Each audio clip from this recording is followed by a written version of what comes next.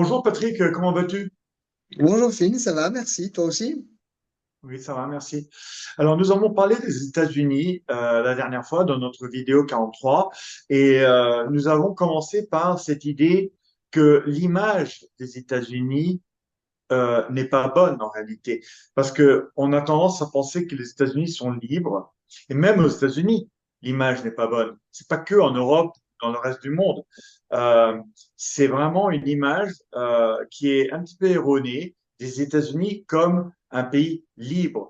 Et évidemment, il fut un temps où les États-Unis étaient quand même très très libres. Les Américains qui se souviennent des États-Unis des années 50, mon père y avait été, c'était les États-Unis qui étaient extrêmement libres par rapport à aujourd'hui. Est-ce qu'ils étaient complètement libres? Non, évidemment. Et nous allons regarder pourquoi. Mais l'image erronée des États-Unis, elle vient aussi du fait que, évidemment, il fut un temps, les années 50, ou même, évidemment, revenir au 19e siècle, où les États-Unis étaient quand même très très libres. Et Alexis de Tocqueville, par exemple, a parlé de ça pour ce qui concerne les années 1830 aux États-Unis, avec son fameux livre de la démocratie aux États-Unis.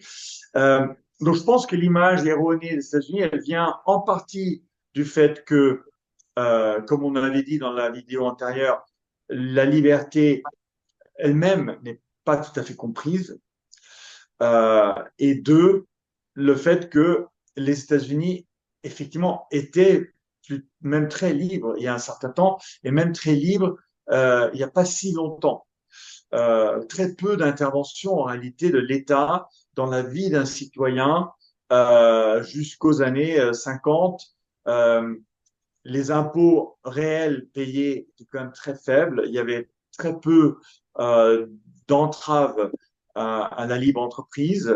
Il y avait évidemment il y avait des impôts, évidemment il y avait la Federal Reserve, donc la Banque centrale américaine, qui évidemment euh, disons contrôlait les taux d'intérêt. Mais il faut pas oublier que jusqu'en 71, le dollar était disons indexé à l'or et que c'est pour cela qu'il y a eu aussi moins de marge de manœuvre pour la Banque centrale américaine jusqu'à 1971, lorsque Nixon, disons, a décidé, parce que les États-Unis ne pouvaient plus, a décidé de sortir de l'étalon d'or et donc d'avoir un dollar qui flottait. Et cela, évidemment, a entraîné une financiarisation exacerbée aux États-Unis qui a profité à une petite classe de personnes qui sont devenues très très riches, mais qui n'a pas réellement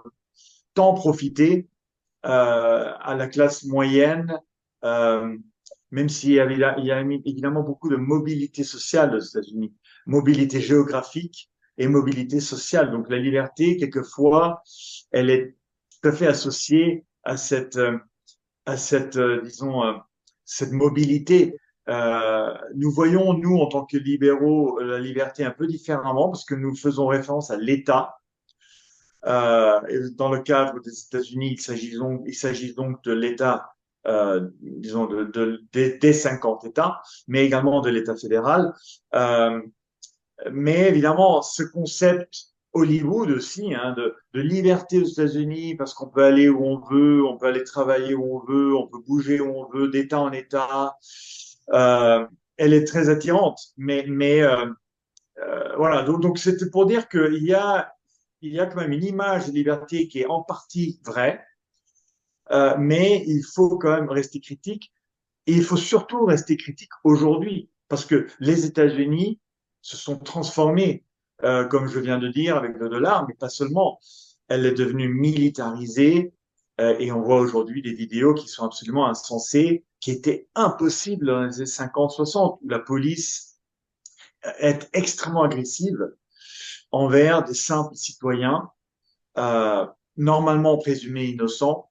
Et là, on voit aussi le rôle de la race, du racisme qui est omniprésent aux États-Unis, où les policiers vont traiter d'une manière certains individus à cause de la couleur de leur peau et pas d'autres. Et ça, c'est un énorme problème aux États-Unis. Ça le reste en dépit de la guerre civile et aussi en dépit de un petit peu comment on peut dire ça, de cette démonstration, de cette manifestation pour les droits des années 60. Voilà. Donc j'ai fait un petit peu un panorama et ensuite entrons un petit peu dans l'aspect liberté économique et politique, ce qu'il en est aux États-Unis. Voilà. Qu'en penses-tu, Patrick? Je pense que tu as fait un panorama extrêmement vaste, à la dimension des États-Unis d'ailleurs, parce que les États-Unis sont un pays très vaste et très varié. Et il y a plusieurs composantes aux États-Unis. Il y a l'État fédéral, il y a les individus, et ensuite il y a les États fédérés qui font partie de cette union. Après, quand on considère l'histoire de la liberté depuis la création des États-Unis, c'est extrêmement variable et varié. On se rend compte que la liberté ne concernait pas de la même manière tout le monde, puisque si les populations qui sont arrivées d'Europe étaient relativement libres par rapport à ce qu'elles vivaient en Europe, c'est d'ailleurs en partie pour ça qu'elles sont parties. Et ça a marqué un petit peu même beaucoup d'ailleurs, ça a marqué l'esprit des États-Unis. Déjà au 19e siècle et avant, Serge, je l'ai déjà cité, mettait en garde les États-Unis en disant, à cause de l'esclavage, le système américain, qui est un système plus performant que le nôtre au point de vue liberté individuelle, et à cause de l'esclavage, qui n'est pas qui ne respecte pas du tout la liberté, la propriété et la personnalité des individus, à cause de l'esclavage, les États-Unis peuvent s'effondrer. Bon, ils ont failli s'effondrer, ils ont payé très cher par une guerre civile. Ensuite, ils ont vécu la ségrégation. Et ce qui veut dire que la liberté aux États-Unis a toujours été extrêmement variable. Cela dit, dans la manière dont les États-Unis fonctionnent, il faut quand même reconnaître que c'est une société qui est plus, on va dire, souple que la nôtre, qui reste plus souple que la nôtre. Et même si l'État fédéral prend une dimension qui est de plus en plus gigantesque, mais ça, quand on connaît Bastien, on ne s'en étonnera pas, puisque l'État a la propension à s'étendre sans cesse et sans cesse. Donc, aux États-Unis, c'est l'État fédéral. Le budget État fédéral est gigantesque. Le déficit fédéral est gigantesque. Et la dernière loi qu'a mise en place et qu'a proposé Donald Trump, qui propose un budget militaire, si je me souviens bien, d'environ de 1000 milliards de dollars, est encore une loi qui une sorte de fuite en avant dans les dépenses et le déficit, même s'il prévoit pour essayer de s'en sortir des droits de douane qu'il brandit à droite et à gauche et régulièrement, qui les applique, qui les applique pas, qui négocie pas, ça c'est autre chose. La manière dont il présente son budget, ce n'est pas un budget vraiment libéral, parce que les libéraux ils commencent par équilibrer les comptes, ils ne dépensent pas plus qu'ils n'ont, et ensuite l'État fédéral, aux États-Unis, ou l'État tout court, est un État réduit. Et pour en revenir à la liberté, je trouve que c'est relativement inquiétant parce que comme j'ai dit à la dernière vidéo, il y a deux grosses machines aux États-Unis qui sont le complexe militaro-industriel et le complexe médico-pharmaceutique.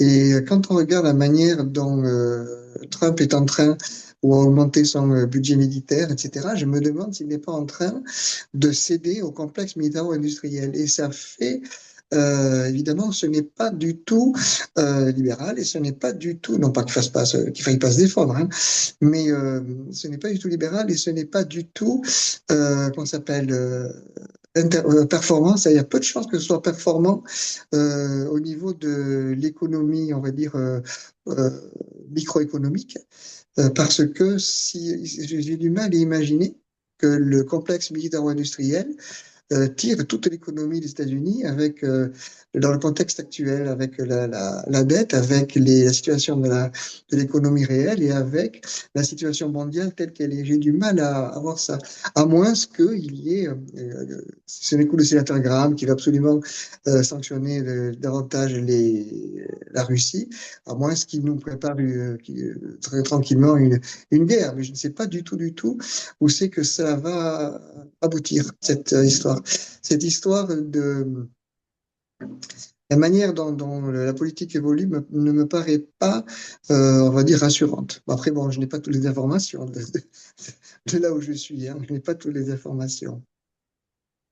Oui, mais parfait. Ben, je suis d'accord avec ça. Donc, je te propose dans la vidéo suivante que nous parlions un peu plus dans les détails sur justement de quelle manière justement les États-Unis ne sont pas libres d'un point de vue économique et d'un point de vue politique, même si en effet ils sont à certains égards plus libres que en Europe. Voilà. Donc, merci Patrick et à très bientôt. Merci, Finn. À bientôt.